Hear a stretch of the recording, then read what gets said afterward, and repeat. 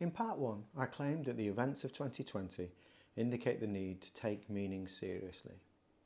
I looked at the rise of semiotics in postmodernism in both its structuralist and post-structuralist variants, and proposed that the abstract distinction between the closed and open artwork, which opposes the sovereignty of the individual artist to the sovereignty of the individual viewer, might be improved on with reference to Houston A. Baker Jr.'s argument that the critique of the dominant culture opens up a social plurality.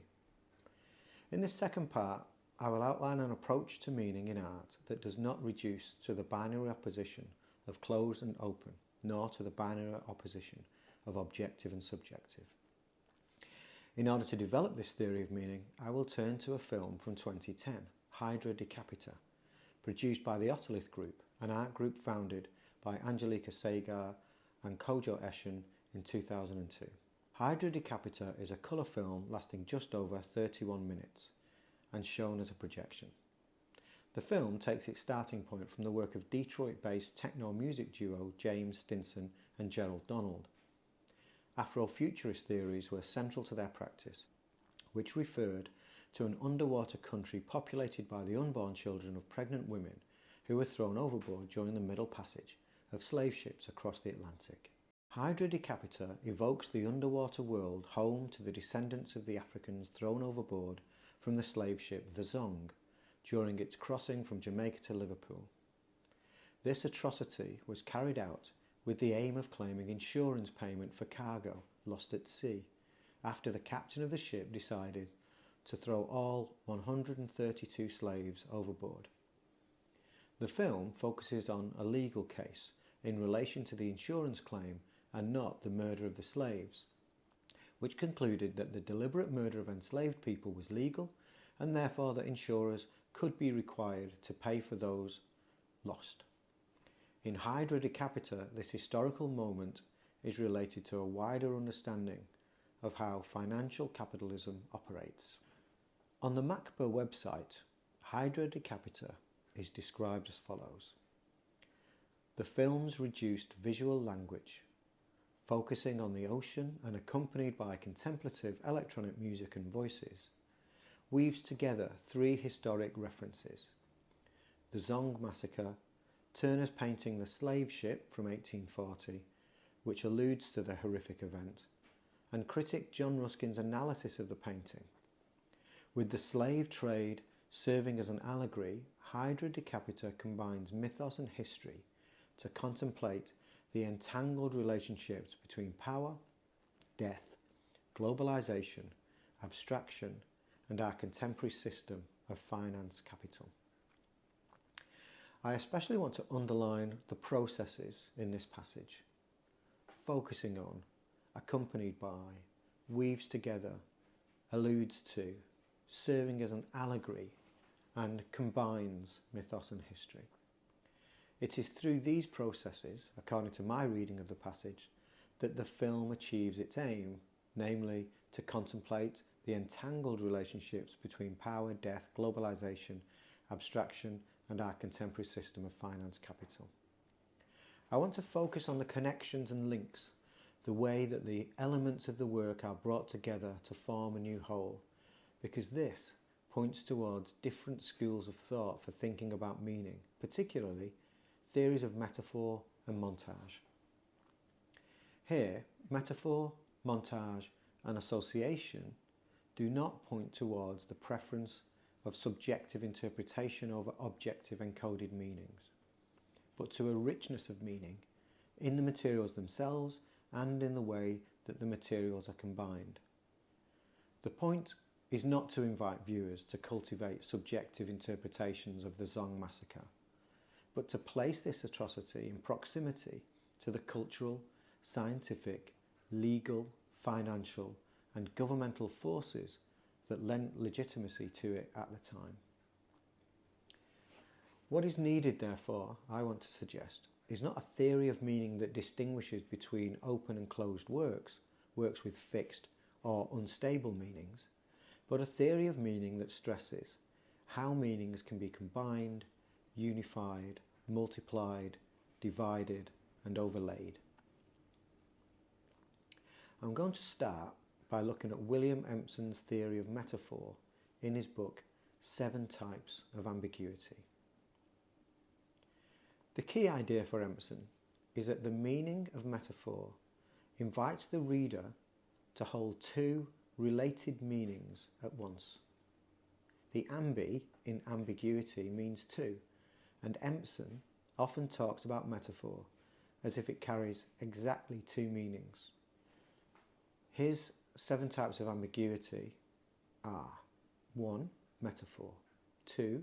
Resolution, 3. Contiguity, 4. Complexity, 5. Confusion, 6. Contradiction, and 7. Division. Let me give a brief explanation of each type. Metaphor, in this primary sense, combines 2 meanings. For example, Emily Dickinson's line, "Hope is the thing with feathers." Resolution combines 2 meanings resolved into one. For example, in Shakespeare's image of irrational thought in his phrase, "weak-hinged fancy." Contiguity combines 2 unrelated things placed together. This includes puns, and is exemplified in James Joyce's play on words, Alfred Lorne Tennyson. Complexity combines 2 meanings in a complicated idea. For example, a drum major for justice, which was mentioned in part 1. Confusion is a second meaning or association discovered in the act of writing. For example, one of Tristan Tzara's Dada poems includes 2 lines allegedly chosen at random that, when put together, read as follows: "Near the heart we notice the black shivers under a lens."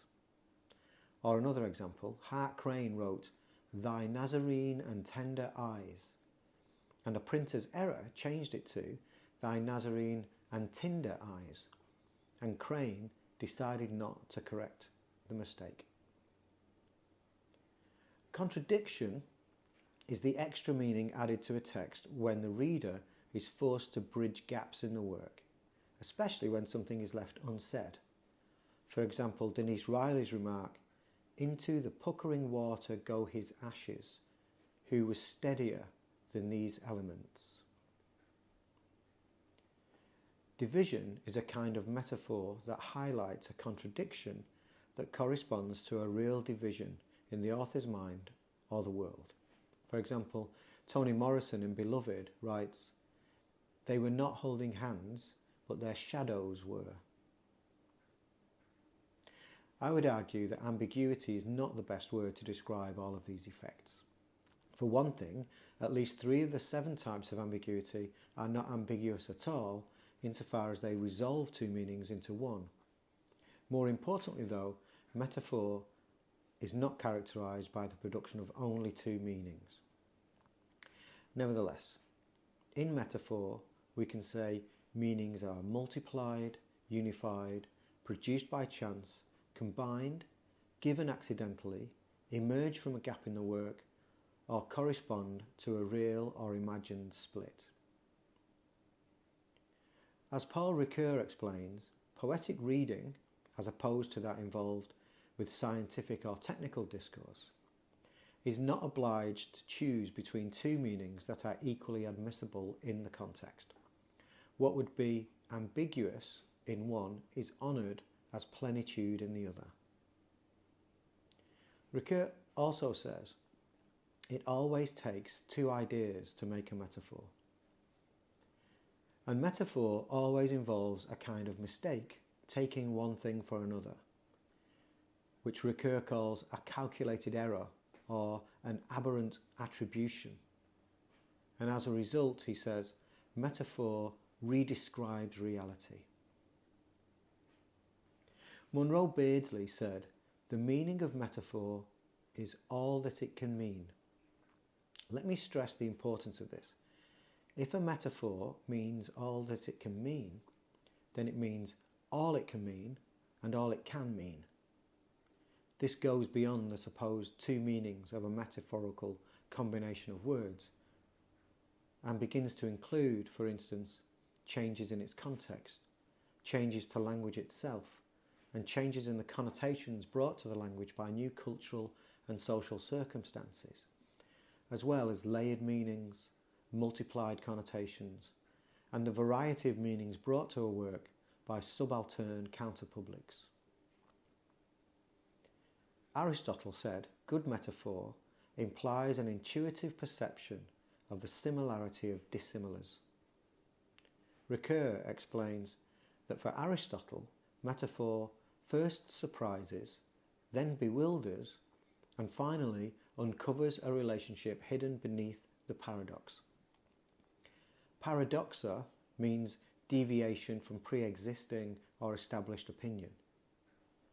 This is a very suggestive way of thinking about metaphor that resonates with the way that the Otolith group and others talk about the construction of meaning in contemporary art.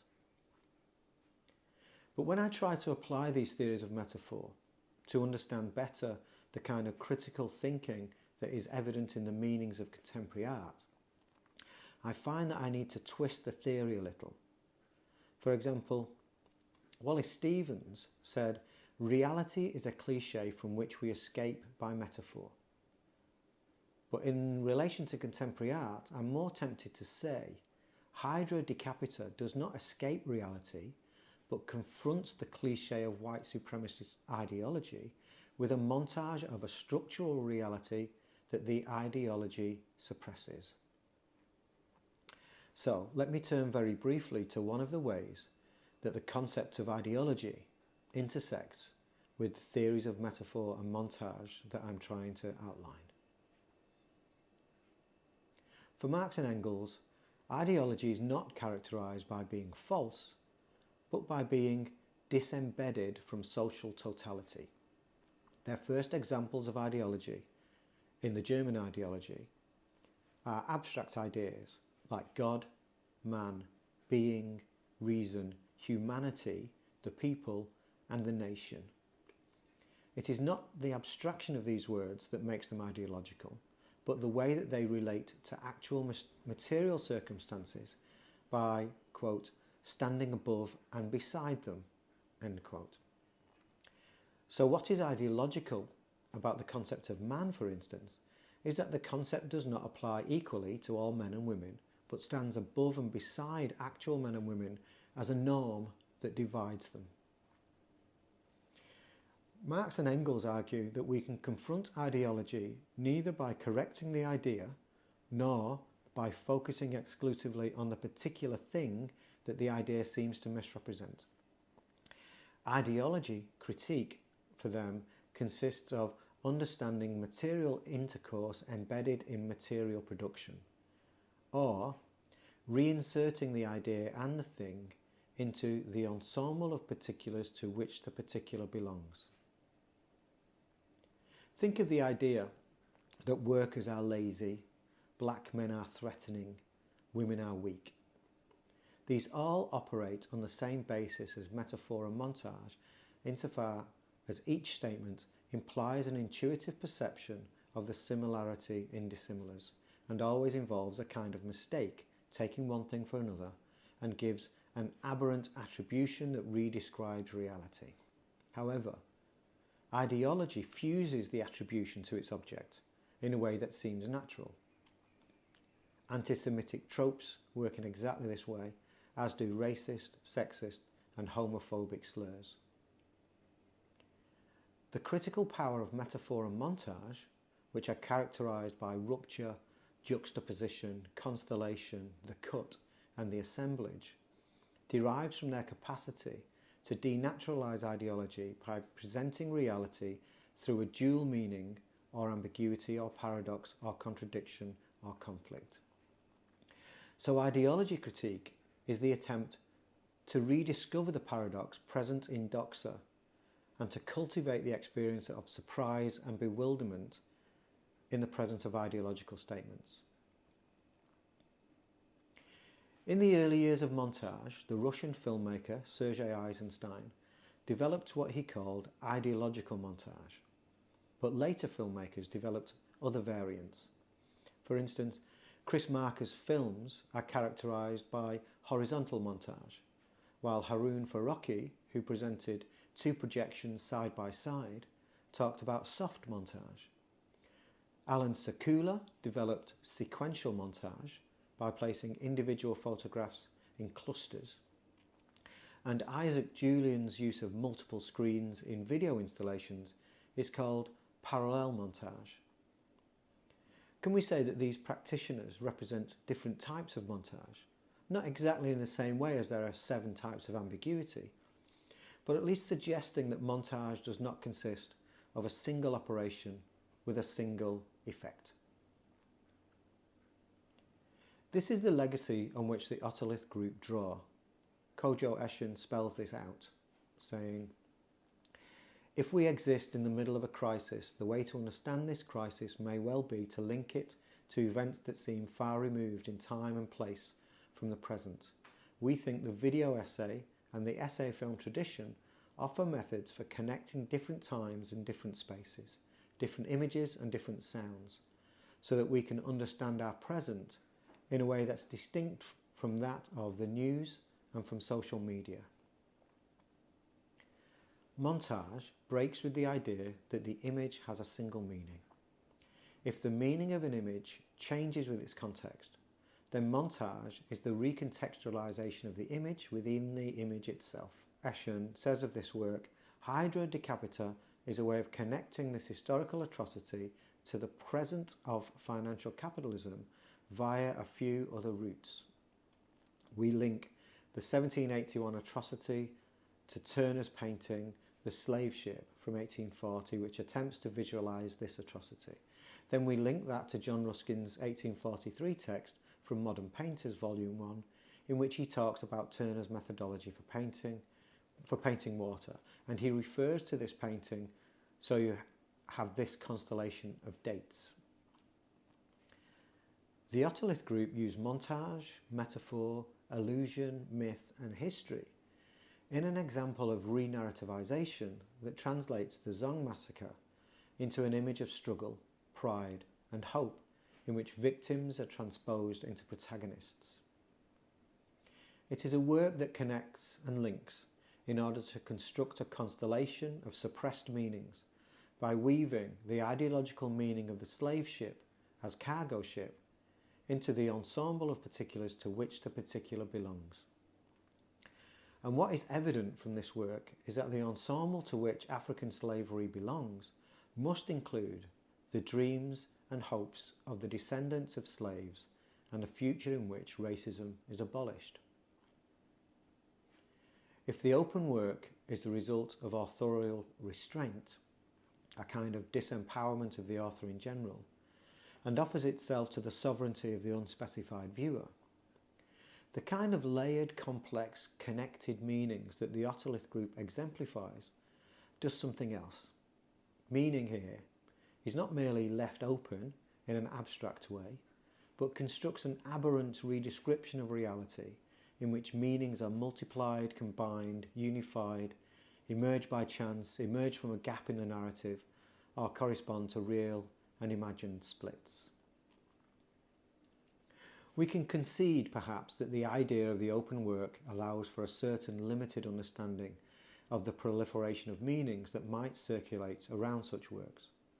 But what is needed, I've been trying to argue, is a theory of how meanings are combined, multiplied, piled up, split open, overlaid, and constellated. Such a theory is possible, I'm suggesting, by drawing on the study of metaphor and montage in conjunction with the radical traditions of critical thought.